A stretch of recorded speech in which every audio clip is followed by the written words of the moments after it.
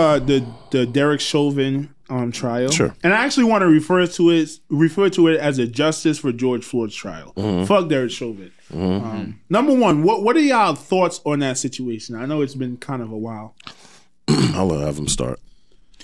Well, my thoughts right now, I don't know. Like, I haven't really been paying attention to the case, honestly. So I don't really know much about what's really going on right now. But I really hope it like goes in our favor, though. What was your first reaction when you heard or you seen the video online that George Floyd was killed? That was crazy, bro.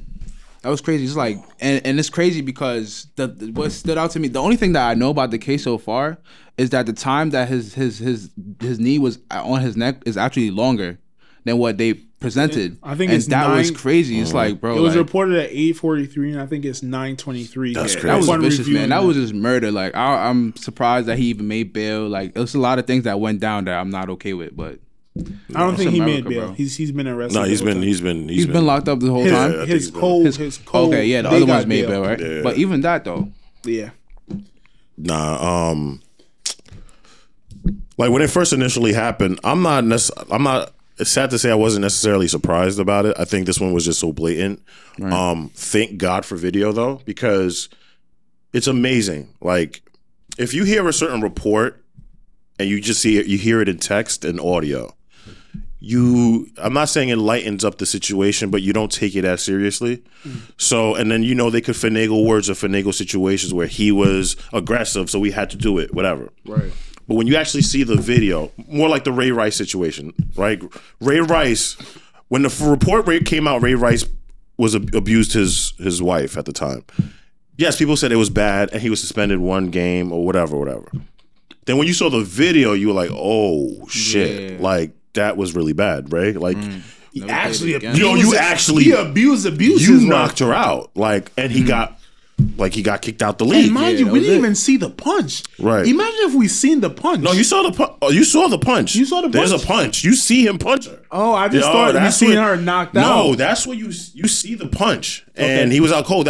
So in contrast in comparison to that, like, you see a man like over somebody's head for that long of a period of time, and people telling you like, yo, get off of him, you got him, he's handcuffed, you got him. And the other officers around are like just standing, like you saw the Asian one who was just standing there. It's like, don't do drug, kids. Like, all right, you're mocking the situation. Like, do your job, be professional. Right. It's one of the rare, like, few cases where you've seen all the witnesses on the stand and they're like, yo, he was wrong. Like, there was a detective on the stand yesterday. It was like, I would not have done that. Like, no, like, that was bad. Like, it was extreme. There was the MMA fighter who was there who had said, like, that's a blood choke. I believe that's what, bloody choke or something. Yeah, like blood choke. And they tried to intimidate him, and he had no problem standing his ground and saying, like, yeah, I called him a coward and all types of words or whatever. There was an EMT there saying, I just wanted to help because it doesn't take a genius to do chest compressions. Like, do your fucking job. And they literally was over his, like, at the end of the day, if this guy is acquitted in any way, he's not going to be. He's not going to be. I'm just saying this right now. If there's any way this guy is acquitted, it's gonna get super bad. We thought this summer was the summer probably was bad. Yeah. It's going to get super ugly. Yeah. Like, it's going to get bad, bro. I think there's zero chance that he gets it. I hope you're right. His argument is idiotic. Their argument is that George Floyd was on drugs, which he was. Right. He took opioids. And the prosecutors who are trying to prosecute Derek Chauvin made sure to make a point of that. Yes, he was on drugs. Yes. His wife, they also battled with it. And the thing about it is he had an opioid addiction. We all know someone with an opioid. So it's not the same defamation that you once thought it was. Because shit, my grandmother has an opioid addiction. Does that mean that a nigga should kneel on her neck and kill her? Right. You feel me? Right. So that was I don't think there's a chance that he gets off. No. I hope you're right, my guy. I would say this. This is my biggest takeaway. And maybe you disagree. Maybe a lot of black people disagree. I think the riots served this purpose. Okay. The looting, sir, I didn't really agree with the looting, but it served this purpose. I would say that the defund the police thing, you mentioned it. There was a cop on stage. Every single cop that they interviewed said it was wrong. There was not one cop defending that. And I think I've never defended the defund the police thing. I think it was misguided hate. And this is the reason why. That doesn't make sense. This is the reason why. I think, is there systematic racism in the police system? Yes. Is there a lot of issues dating back to how the cops were started in the South, which was to police newly freed slaves? Yes, that still exists today. That's 2-3 people ago. People live to be 100. Yeah. That's 2-3 people ago. That still exists, right? Is there fraud in the banking system? Yes. Is there corruption in the political system? Yes. But for the most part, it's functional, and we don't say get rid of our political system because it operates the way it should for the most part. Our banking system operates the way it should for the most part. And I think while those grievances does occur in the police system due to giving sometimes racist white men power over the people that they hate the most, you're going to have these situations. Right. And in today's society where we have a camera phone for everything, you're going to get a lot of those on camera. And black people, we're going to be emotionally riled up when we've seen that because it's been happening for hundreds of years. Right. But I think for the most part, the police system works properly. And I think we're seeing that now with the past mass shootings, right? We've seen a cop go in there and give his life up. And that's commendable. Because whether you're black or white, your grandmother, your sister, your mother could have been in there. But that's your job, though. That's it. Sure, it's your job, bro, but it's still a job that I think we need to give more respect than working at fucking 7-Eleven or something like that. I agree with you to a certain extent, but I think the narrative of the whole defund the police, just like it always is misdirected in a certain way where they take the phrasing as it is, defund the police. They want to just get rid of police. No, that's not what it was based upon. It was based upon these police budgets that were astronomical and saying, all right, well, instead of investing all this money into a police system that, like, I don't know why they got certain gear that they have, they're not in the military, okay? Right. So instead of allocating, and we're not saying all of it, but it's taking some of that money and putting it more into these communities, whether it was, I look at it like, there needs to be a way, and I don't know it all. There needs to be a way where we can provide mental health guidance from early. So whether it's building facilities where we can have these kids go there and have somebody to talk to, or give them activities, or all these things that like keep them preoccupied. Let's take money out that budget and then let's just reinvest it into certain programs that can help these kids out. But when I was 14 years old or 13 years old, my first interaction with police, I got a gun pulled out on me. Right. I was leaving a pizzeria. Two of my other friends, we were walking up the block. They straight make a U-turn. They pull guns out on us and are like, yo, get down, we're not fucking playing. This is like, that was my first initial thing with my interaction with police officers. So I have, right off the bat, my view is a little bit different than other people. You know what I'm saying? And ever since then, like, I've had issues whether it was being pulled over. I got arrested 3 weeks ago, bro. You know what I'm saying? I got arrested 3 weeks ago because I had my license I had on me was suspended. No, not suspended. It expired. And they were mailing me my new one. I didn't have my new one. I had the temporary one. I just didn't have it on me. So instead of just giving me a ticket, I got arrested. And then I knew the game. Like, okay, you're going to drag this out till your shift is over. So you're going to write this report. Right. I'm going to have to sit in this cell. I knew it, dog. When I got to Is that what they do? When I got to the precinct, he started taking off his tie. And then he untucked his shirt. He was getting hella comfortable. So I was like, oh, I'm going to be here for... Wait, yo, you've been doing that paperwork for 3 hours. Yo, that's a fact. I got arrested got into custody like at 1:30 in the morning. I didn't leave till 6 a.m.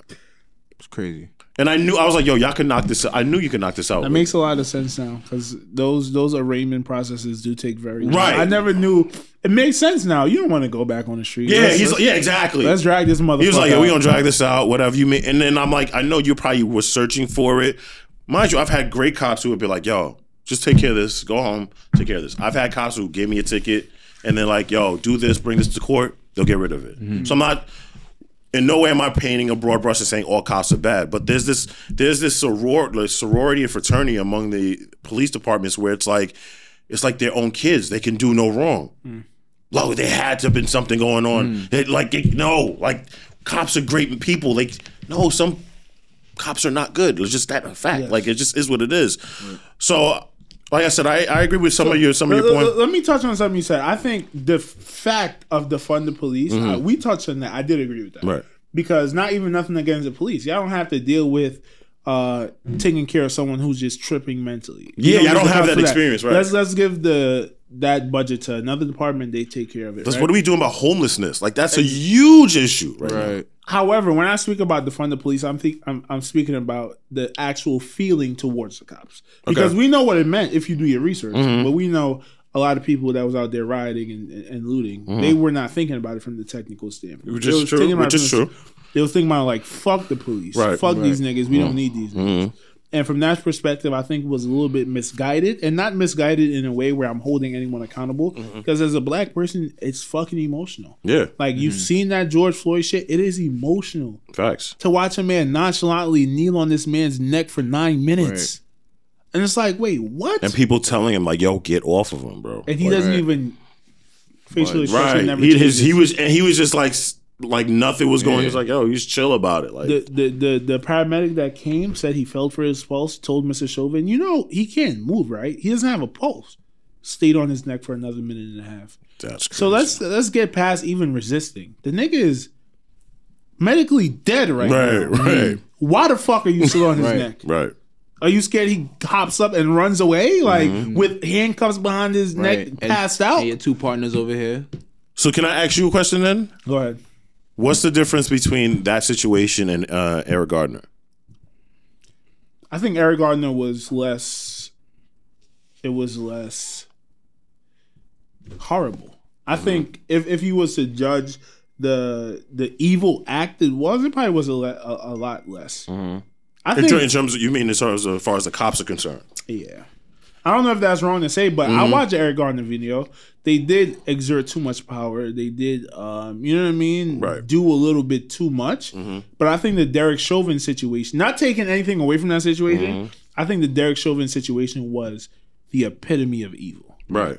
I think it was the epitome of evil, and I think that's where the difference is coming. So they have to get to the epitome of evil for us to be like, for that, like, I don't want somebody I want somebody who doesn't who's just evil to be held accountable. Right. That's the problem. The Eric Gardner killer should have been held accountable. And he was fired. And that's the problem I have. Like when he was fired, cops were all up in arms. Like, oh, it's so hard for us to do our job now. Oh my God. You just gotta choke a big white guy out sometimes. So you mean we can't choke him now? What is this? No, bro. Like, no. And I'm not trying to diminish. Took away lynching, now you're taking away choking? What is going on? What are we supposed to do with the necks? Like, kneel on them. But that's my point. Like you gotta be able to call us, like, it was wrong. Wrong is wrong, bro. And then, unions of law enforcement unions are very fucking strong.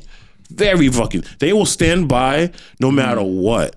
Whether there's video, body cameras, doesn't matter. Which is okay, I get that. I get it. Just like the law system, just like there's going to be a lawyer defending that guy that walked into the supermarket and shot. I don't even know why there needs to be a trial, nigga. You killed 10 people. Just go sit in the cell. We'll bring you food every day for the next 100 years, however long you live, and let's move on with our lives. I think, I think it is actually getting better. I think there was a point where I forget what the commissioner's name. He's no longer there. He was there for a little bit. I think his name was O'Neill, where he believed in community policing, where, I know the officers in the neighborhood. You know what I'm saying? Like, they're walking around. They may not be, chopping it up with you, but like, I always just found it weird. Like, I'm in a predominantly black neighborhood. I know none of the officers there. Nobody. They don't look nothing like me. I know they're that's not the biggest problem. They're from Long Island. They're from that Wantagh, Massapequa. Like, they're not part of, like, people that just can't relate. Yeah, they're not part of that community. So they're basing us off of what they see in the media and what they hear in NBC News and ABC News and the stories in Brownsville and what happens in the Bronx. The media, we know how powerful the media is. So now they just come in, so they come in with so they're coming with a certain mind state, like, and that's why especially in the last couple of political years, right? We've been looking at the media, and the black people felt like the media was our friend, especially with Donald Trump, how he used to shit on the media. It's like, no, CNN is our friend. No, they help perpetuate the negative stereotypes of black people too, because They all do it. This is exactly where these motherfuckers is getting the information from. They all do it. Let me ask y'all this question. What's up with elevators and violence? That's a good question. No, for real. It's not a laughing matter, but that's hilarious. Last topic.